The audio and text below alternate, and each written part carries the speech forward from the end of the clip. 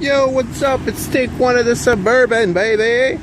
So, little problems I've been having is I got some lights burnt out in my cluster, and the shift indicator is, I don't know if it's a light or it's a little tab that's broken off. I'm going to see what it looks like on the inside. But one thing I really find cool about GM, I didn't know, is that there's no wire to unhook. It just slides in the back. You just slide it in and it just like clips in, which is cool. So that's one thing I'm doing right now. I'm going to try to figure out how to remove this shitty ass stereo, because I'm going to be getting one that has a screen, or I'm going to get a dual DIN. I don't know what it's called perfectly, but something like that, and go from there. And right now I have finally finished putting the bolts that were missing in the seats and back. And this summer I'm going to strip all the carpeting out and the molding, and I'm going to see if there's any holes to patch, and I'm going to tidy it up with a nice sealant paint, rust resistant or rust prohibitor or something like that, and go from there. And that's it. Right now I'm going to go to this door here. The inner handle is broke. I'm going to start removing that. And this one here, I'm not sure if it's just unclipped or if it's broke. It feels like it's just unclipped, because if I move it from the inside, it opens right up.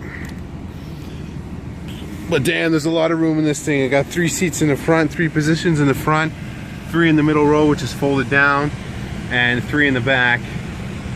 And earlier I was just checking out the usually you have a push button system on the dash, and this is what I'm figuring these wires are for, is for the push buttons. But I got the model with the manual selector on the floor, which I like a lot more. I will be bringing this in the garage for a little tune-up, and I really want to remove the plow that's in front, because it's something that I don't really think I'll utilize, and someone could probably put it to better use than me. So that's where I'm at right now, and I will catch you guys in the future. Yo, what's up? Suburban Part 2, I guess, or whatever. A little upgrade. I bought this little sheath, or whatever you want to call it, to go over the steering wheel, because it was pretty worn down and yucky. So put this on there. It was a bitch to get on. A new tachometer tomorrow. This one I really can't fix, and I kind of fucked it up when I removed the needles. I brought it upstairs and took it all apart. I should have filmed that for you guys, but I kind of fucked it up. RPM when it's idling is at 0, and the gas gauge is fucking going nuts. It just sits there and vibrates, and I don't think the oil pressure is very accurate anymore. I think the temperature is a little over than what it should be, and the battery is about the only one that's fine. Speedometer as well. So wife came down, she started wiping it down. It looks a little better. We didn't do the floors yet, but I fixed this handle. It was one that was broke. Took it apart, really simple. Unscrew here, the handrest. This molding pops off. I broke two clips because it's kind of cold out, but I'll order a new one. This is a bitch. You have a clip behind here, kind of like a horseshoe design. You got to pop it off, and then that comes off, and the panel just all pops off. And I thought maybe the handle was broke, like chipped or whatnot, but it actually just came undone. Someone probably just forced on it really hard. Other thing I was thinking, this is like a flap, cargo flap. It comes down and it makes the whole rear of the bed flat. And seeing as this is most likely only going to be a commute vehicle, and if I do want to haul anything around, I'll just rent a trailer and put the shit in the trailer. So what I did is I screwed this in, because then it won't fall on the kids anymore, because they were complaining about that. And I understand it's kind of annoying to have that on your legs. I was going to strap it down, but then it would probably deform the seat and everything else. It's good and solid in there now, and I don't think I ever feel those screws coming through, because this is pretty damn thick. No, nothing.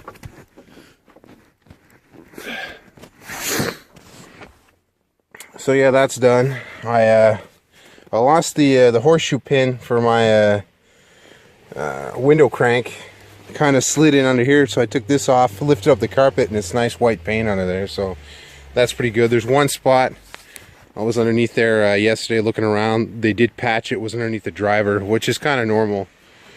But besides that, it's pretty damn clean. Got a few little spots here, but I'm going to rock guard like I did on the Jeep from this little indentation down. So what I'll do is I'll sand off most of that surface rust and just clean it up with the rock guard.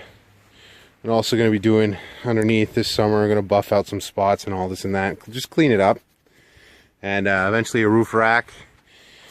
A little lift. I'd like to get 4-inch lift on there, front and rear. No more than that, because things start getting complicated up front, because it's not a solid differential. It's control arms, and that can send your alignment way out of fucking whack. So I'll be doing that. It's kind of funny. It's like reminiscing last year when I had the Jeep, what I'm going to do to it, and I actually did it. So this is what's going to happen to this thing. I'm going to get rock sliders that have a little step that come out here. It's like going to be like a little loop, front and the rear, to get in. Besides that, this thing is super comfortable to sit in. It's like a couch, and we really appreciate it. We got a lot of hauling area, and kids are happy. So it's kind of funny. You got to take the headrest out, put it. I don't know if it goes in that way, but I don't know if you guys can read this. Headrest stowage. It's a W. S-T-O-W-A-G-E. Stowage. My buddy Dave pointed that out to me. It's kind of funny. Well, yeah, pretty good. I was having trouble cranking it over there in the morning, but fucking stupid me, I was leaving it on accessory all night. But now it's starts right up. A lot of mileage on this thing.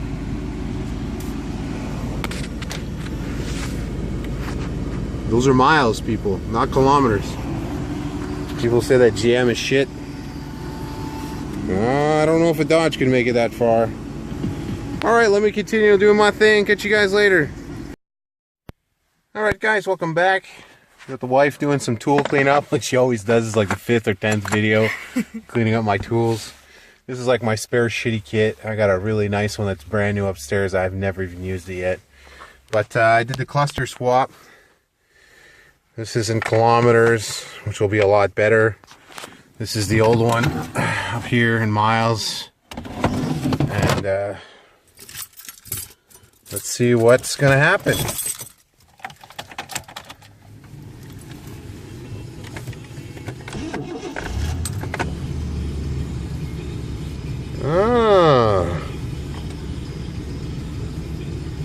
The speedometer is fucking way out of whack.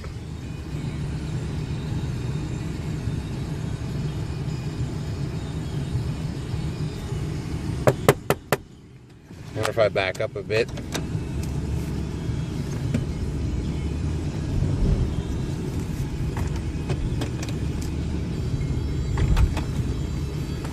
Looks like the speedometer's fucked. And almost. Check engine light is on though. I got 3/4 tanks of gas. And the other things are working. Temperature gauge, oil pressure is working now. It's pretty nice. Could always use my GPS for the speed right now until I get the other one off of Pig. And go from there, I guess. So this is Chevy Suburban doing 180 kilometers an hour. Catch you guys later. Yo, what's up?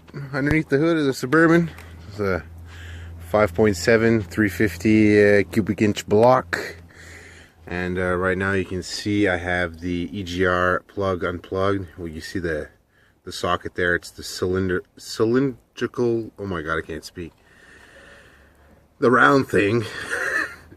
It's early in the morning and it's pretty cold, and I'm speech impediment is kicking in. But it's giving me a code in the dash. I'm figuring maybe it's just clogged up with carbon, so I'm going to take it off and see if I can't clean it. What's up, guys? I got the EGR valve back in. I used a little bit of tape, hold the gasket while I'm putting it back in. One of the bolts went in there pretty hard, but I think it should be fine. But lo and behold, this shitty fucking low crank rate battery is dead again. It's new this year, but the crank rate's amperage is too low, and it's just it takes too much out of the battery to turn that V8 over. So I'm going to throw it on the charger, see where it's at, and when it's full, go back down and see if that EGR valve is working like it should. So I'll catch you guys later before the baby eats the battery. Well, it's the next day. I put the charger on the battery overnight. I was having trouble starting this thing when it's cold. Today there's like you know, weather announcements that it's very, very, very cold, like minus 35 degrees Celsius. And after charging the battery, it fired right up like nothing. So I think my problem was either the battery was discharged completely, or maybe I have an alternator problem. It's not charging the battery fully, or something's going on in that area. But lo and behold, I'm amazed. It fired right up. I still got to check engine light. I got some various things to check. I am missing an oxygen sensor because on bank 2, I guess they put a solid pipe in there, so there's nowhere to actually put an oxygen sensor in. So I'll have to check that. But so happy it fired right up. Fuck, I was getting worried, you know, I'm gonna have to go get the van at mom's and start using that again or whatever. But I guess all is good. I'm gonna let it warm up a bit, run a little bit, and pick up my tools, and then head back up home.